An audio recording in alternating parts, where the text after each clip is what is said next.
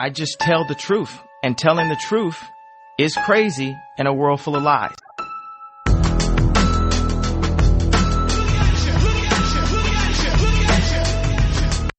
Hello guys, welcome to the Mill Press, a time capsule for all things Bible related. So we have been breaking down our new series, Covenant, where two become one. And as we breaking down this series last week, we went into Genesis chapter 4, where it's the first time you see the word marriage.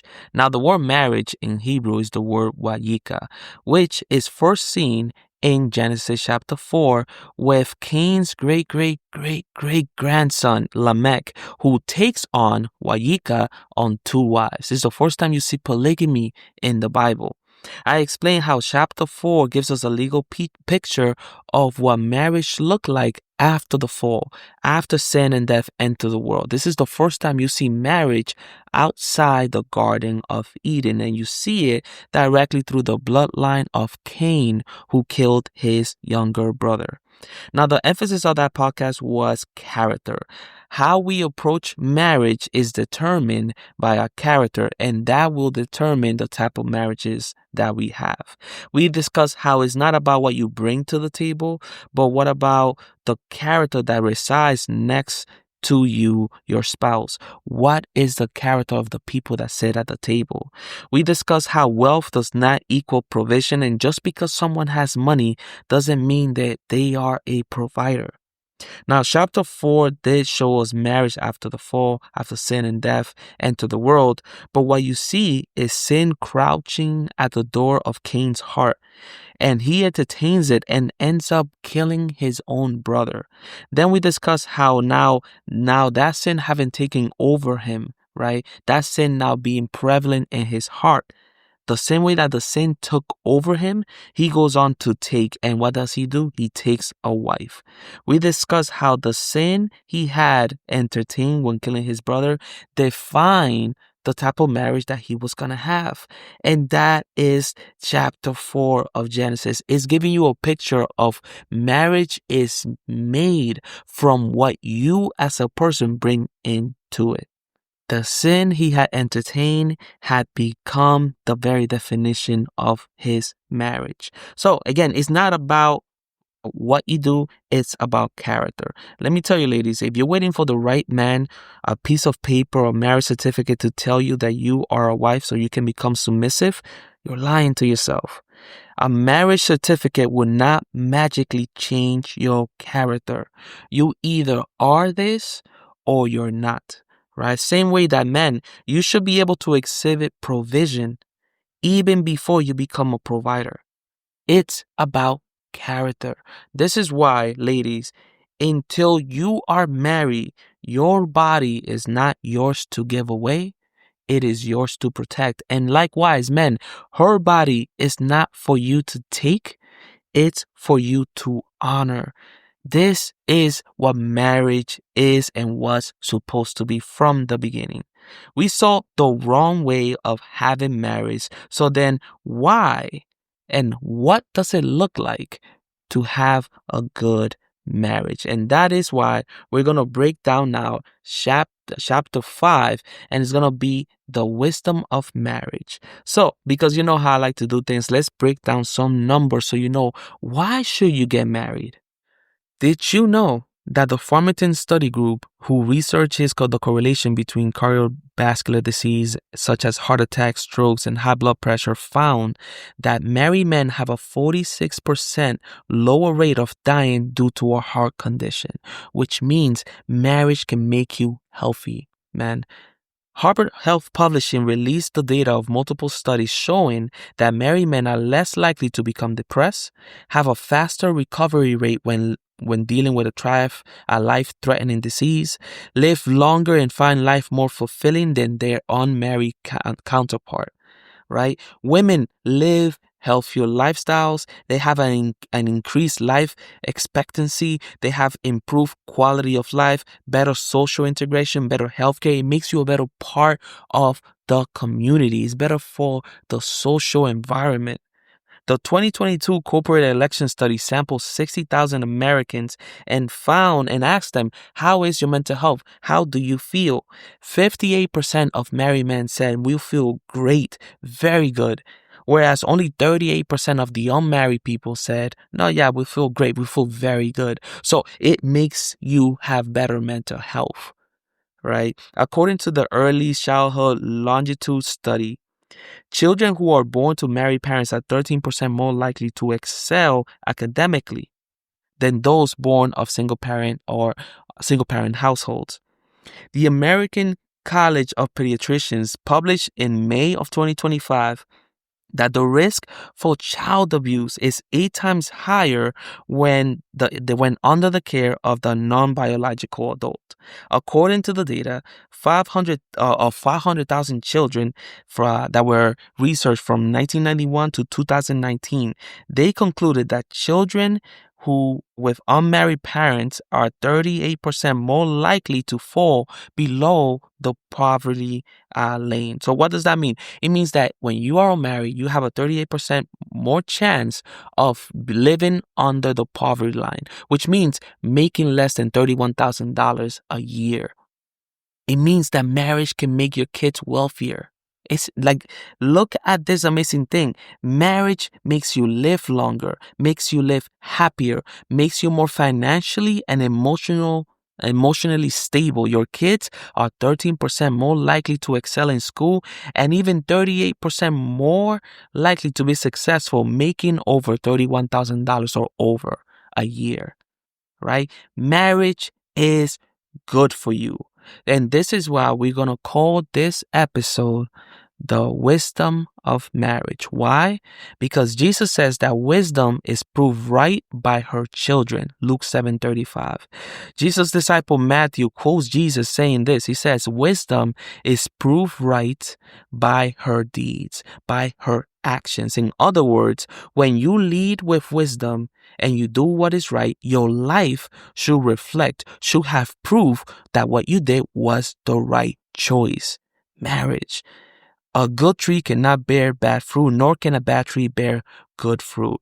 What is it that you're made of? What is the content of your character when you go into marriage? Because from chapter 4, that's what we saw. So now let's look at what chapter 5 has to say about the wisdom of marriage.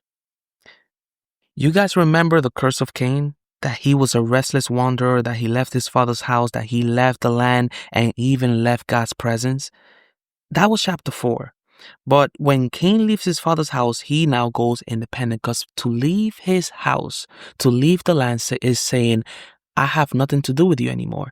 I leave my inheritance. I leave this land. I'm leaving this family. And now Cain is an independent man, absent of his father. And then it says that he goes on to have a son and then builds a city in his son's name, right? Now, chapter 5 takes you a completely different route, because this is the third son that Adam and Eve had, named Seth, right? And Seth is introduced this way. It says, when God created mankind, he made them in the likeness of God. He created them male and female and blessed them, right? And then he created mankind, Adam and Eve. And then verse 3 says, when Adam had lived 130 years, he had a son in his own likeness and in his own image, and he named him Seth. So Adam, who was made in the image and likeness of God, goes on to have a son. And when he makes his son, it says he had a son in his own likeness and image. Basically, as I have received from God, now I am giving on to my son. I have deposited everything that God has given me and deposited in me, and I have deposited into my son. He says, God made me in his image. Now I'm going to make my son in my image. And it's like father, like son. That's why when you don't see the word marriage in chapter 5, the word is nowhere near to be found.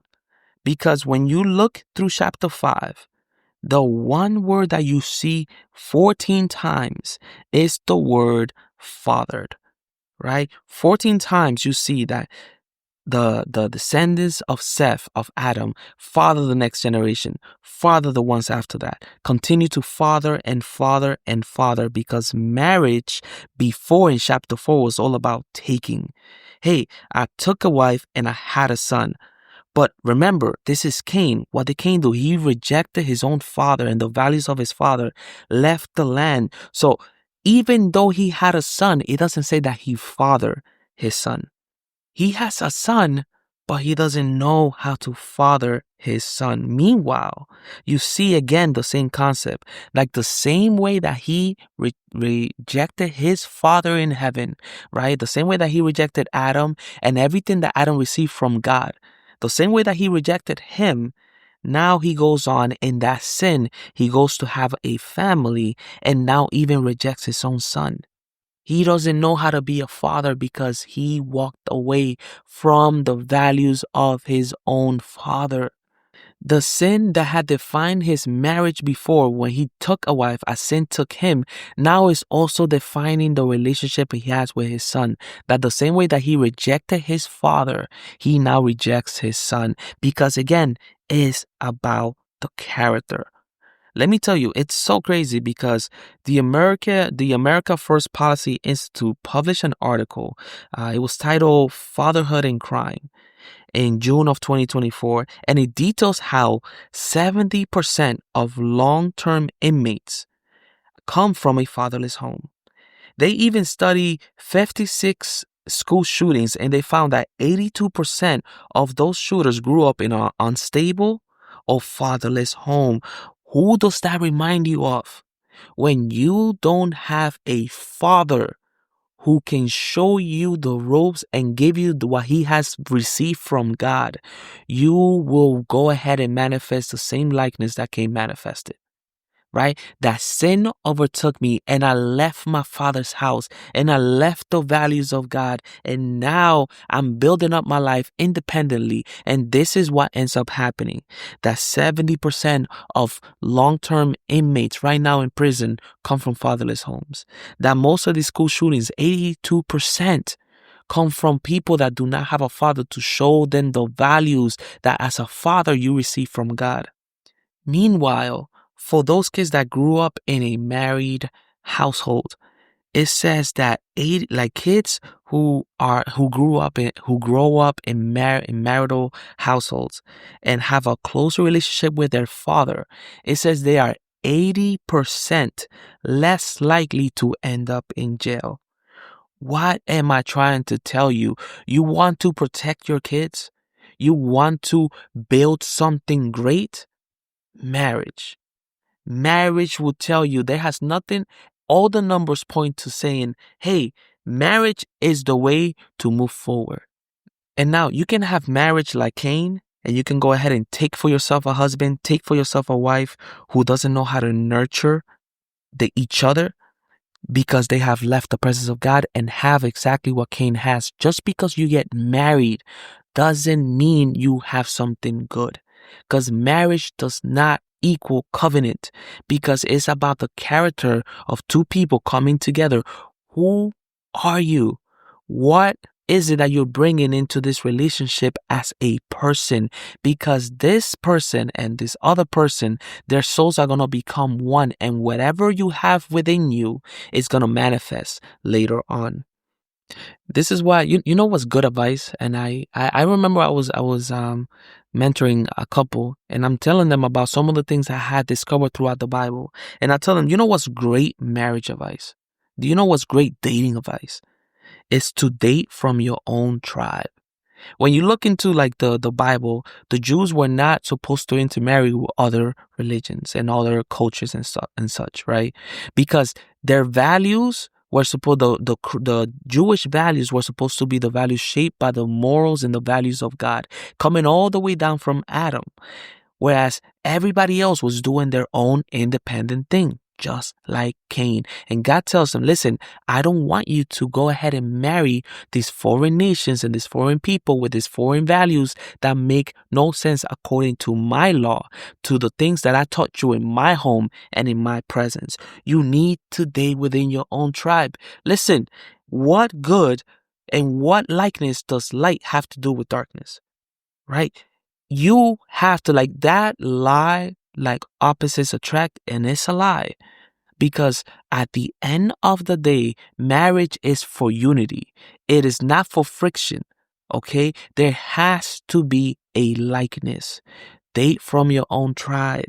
Listen, you are either part of the holy family of God and you are in the house, or you are out of the family of God and you are in the streets building your own name and your own independent way of life.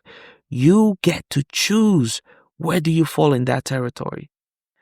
Because when you look through chapter 4 and you compare it to chapter 5, you see something that's really, really important, right? You see, 5 generations after Cain, you have Lamech, who goes on and introduces polygamy into marriage. He says, I'm going to take for myself. I can take what I want. I want to have 2 wives. I'm going to take 2 wives. And he introduces marriage, wayika, in the process of taking what you want, right? But then when you look in chapter 5, Adam's lineage, which, by the way, Cain was excluded from because he rejected Adam and the household. Adam's lineage is followed through Seth. And 6 generations after Adam, you see Adam has this 6th generation grandson. And it says his name is Enoch. And Enoch is described in this way. He walked faithfully with God, and then God took him. Look how amazing that is.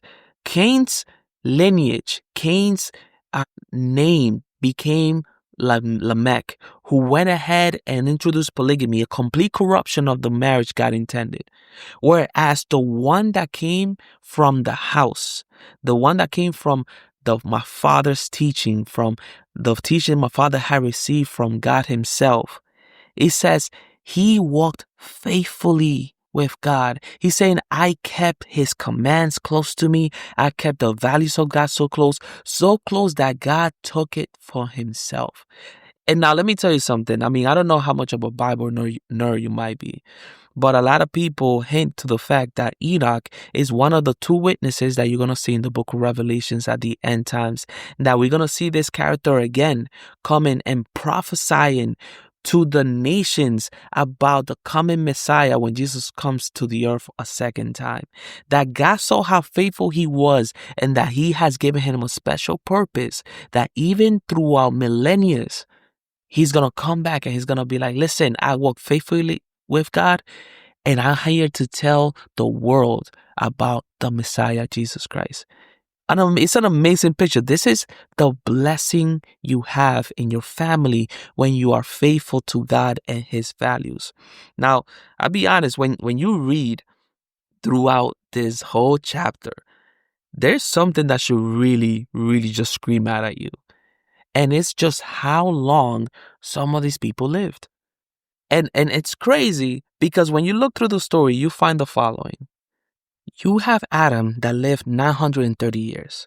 You have Seth that lived 807 years. Enosh lived 905. Kenan, 910. Mahalalel, 815. Jared, 962. It just keeps going. These people living for hundreds and hundreds and hundreds of years. And you're going to be like, Ariel, yeah, that doesn't make any sense. That's ridiculous.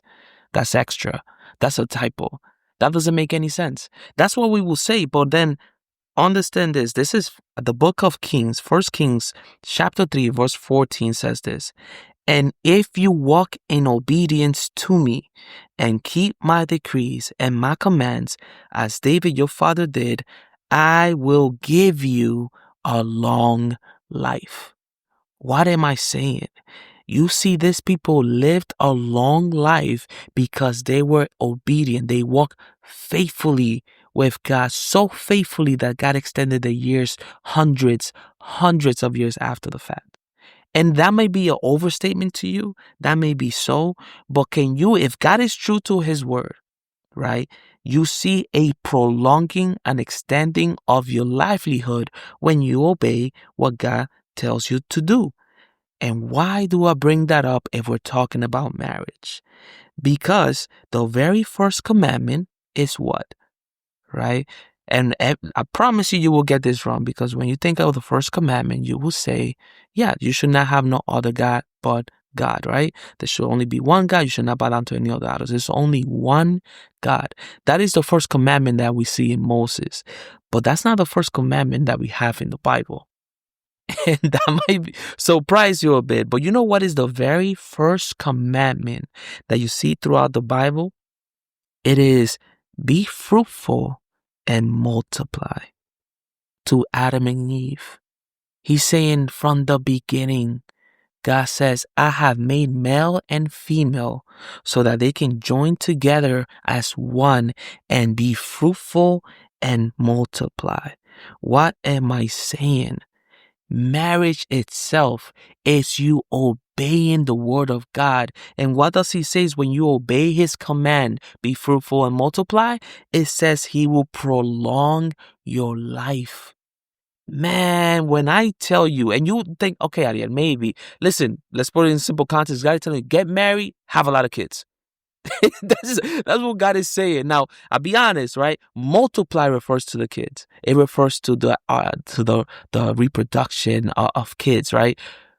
The fruit, which we're going to talk about next time, is something completely different. Nonetheless, God is telling you, get married, have kids. Why, Ariel? Why is it that God wants us to have kids? Because everything that has life brings forth life. It's mandatory. A fruit that's born, it automatically it comes with seed so that it can then produce more fruit. God has embedded into his creation the prospect of us creating and procreating. Like, that's an amazing. He's saying, I want you to enjoy what it's like to experience the life that I have made. I created you, Adam. And now I want you to procreate and experience the love of me as a father. I want you to experience the same thing. I want you to be, like he said in the garden, like us. Man, the beauty and the obedience, the glory behind marriage. And this is the thing. You may think that's an overstatement, but again, when we look into the history and the research, what did it say? It prolongs your life. So the Bible is not telling you nothing crazy. He's saying, listen, if you obey God and you get married, it turns out the research shows that marriage prolongs your life. Malachi 2:15 says it like this. He says, what does God seek? He seeks godly offspring. And I love that, because whenever you look at the picture of marriage, it's always presented in the form of a vineyard. And it's like, it's something you have to protect because there's foxes and animals. There's always something trying to get to the fruit of something you are growing.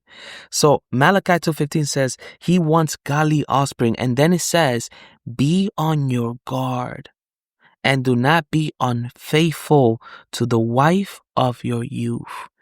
Such an amazing picture, because God is telling you, listen, I have planted in you my values, and I want you to go ahead and father in marriage. I want you to go ahead and be able to give to, right? Because marriage to Cain was, let me take for myself. I'm going to take a wife and I'm going to have a son and I'm going to take a city and everything's for me. And I made this and I'm not nowhere near my father, just the same way I'm nowhere near my son. But chapter 5 shows you, no, I want you to have a kid. I want you to be fruitful and multiply. I want you to father this kid. I want you to show my love to him, show him my values. I want you to show him my love, show him my wisdom. And it will be good for you. It will be good for them. You will be wealthier. You will be healthier. You will be more successful. You will be happier. You will live longer if you pursue the very thing I have commanded you to do, which is simply to love one another. Devote yourself to each other. That love, let it produce fruit and have kids, and let those kids also grow in the same things that I have given unto you, so that the world could see that there still is a way out of this corruption. That's what marriage is. Marriage is truly an ark to save you from this corruption of the world. Listen, one of my favorite books is the book of Songs of Solomon. Because in the book of Songs of Solomon, it's a story between a man and a wife, and it tells you the internal monologue of their affection to each other. And I love the way the lover, the man, depicts it to the wife. He says to her, "Catch for us the foxes, the little foxes that ruin the vineyard."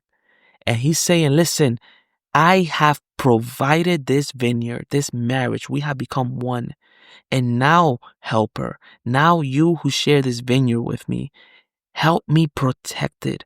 Help me be on guard. Because again, it's something to be protected, right?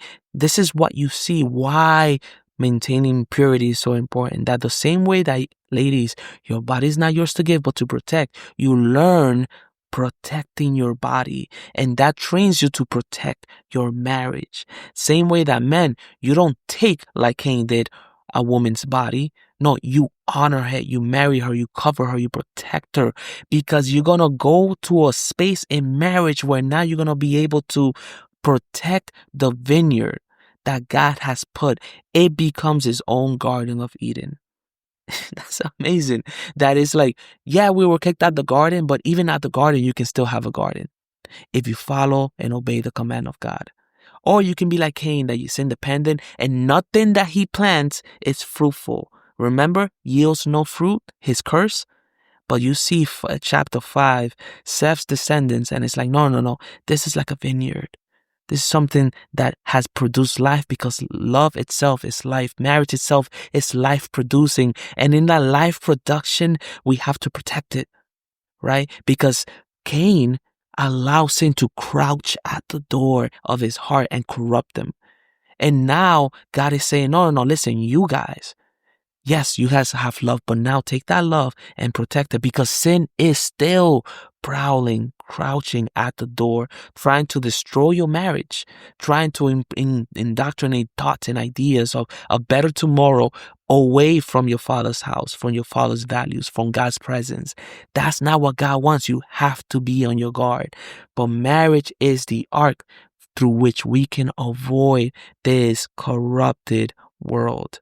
Save your marriage, save your kids, be better for tomorrow, be more financially stable, have a longer, more fulfilling life through obeying the marriage that God has called you to have. That is the end of our episode today. I hope you guys enjoy. We're going to be talking about covenant next week. The first time you see covenant, chapter 6, and we're going to take it all the way back to the garden. So I hope you guys enjoyed this podcast. Thank you for your time. Thank you for your ears. And I do hope it does you so much good as it has to me. Take care.